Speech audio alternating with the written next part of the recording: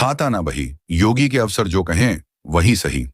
ये कहावत सरकारी धान खरीद में सुल्तानपुर जिले में चरितार्थ हुई है। दो सगे भाई को फर्जी खतौनी के जरिए एसडीएम ने बड़ा काश्तकार दर्शा दिया और ऑनलाइन पोर्टल पर धान खरीद के लिए पंजीकृत कर दिया। ग्राम प्रधान ने जब मामले की पोल खोली तो फर्जीवाड़ा छुपाने के लिए जांच को गोलमोल कर दिया।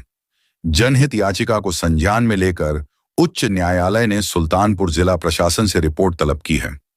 हाई कोर्ट के एक्शन से अफसर में हड़कंप मच गया है।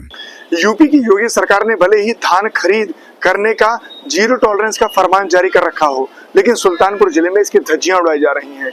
यहाँ पर खाता ना बही, जो कहें वही सही, वही कहावत लोकार्थ साबित हो रही है, सच साबित हो रही है।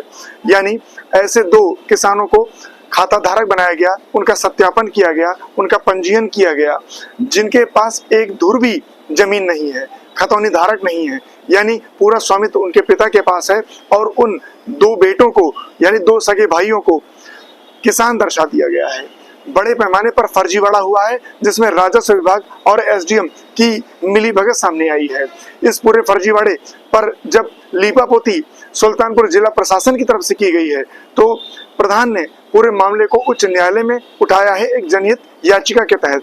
अब जनहित याचिका के तहत न्यायालय इसका पर्दाफाश करेगा और यह देखना दिलचस्प होगा कि किस तरीके से भ्रष्टाचार का खेल उजागर होता है और बड़े पैमाने पर जो फर्जी धान खरीद का किसान बनाए जाने का खेल चल रहा है, उस पर उत्तर प्रदेश सरकार कार्रवाई करने को बाध्य होती है। एक हमारे गांव के दो लोग हैं, आशुतोष सिंह और अभिषेक सिंह, खुदगढ़ अरविंद सिंह।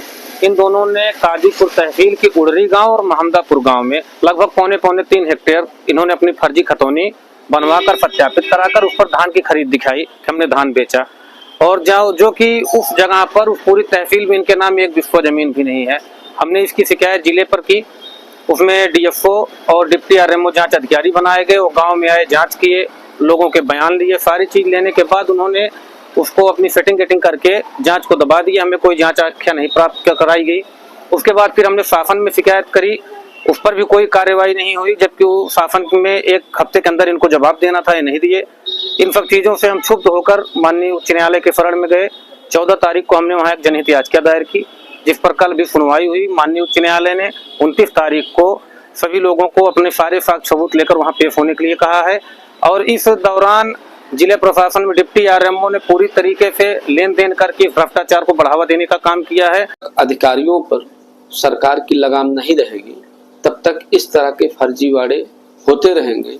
वास्तविकता ये है कि उत्तर प्रदेश में किसानों को मूल्य न अपनी फसलों का वो नहीं पा रहे हैं, और उसका सिर्फ यही कारण है कि जो ये अधिकारी हैं ये बेलगाम हैं, और ये ऐसे लोगों के साथ ऐसा खेल करते हैं कि जो वास्तविक किसान है वो अपनी फसलों को सही जगह पर पहुंचा भी नहीं पाता है और उसका मूल्य भी नहीं पाता है।